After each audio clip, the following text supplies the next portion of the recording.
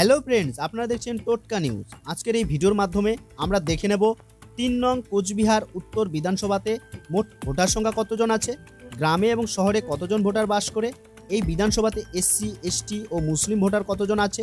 তাছাড়াও আমরা দেখে নেব এই বিধানসভাতে 2021 বিধানসভা ও 2024 লোকসভা ভোটে কেমন ফলাফল হয়েছিল।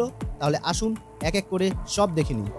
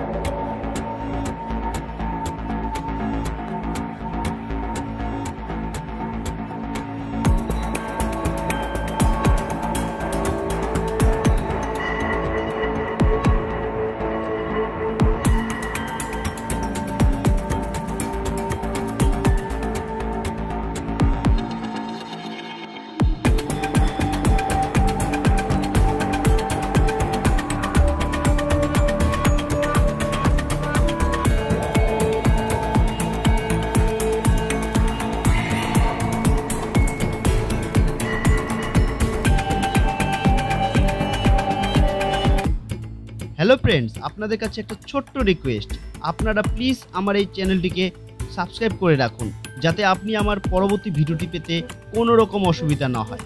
আর হ্যাঁ, আপনারা অবশ্যই জানান আপনি কোন বিধানসভার অন্তর্গত এবং কোন দলকে সাপোর্ট করেন, জানান আমার কমেন্ট বক্সে।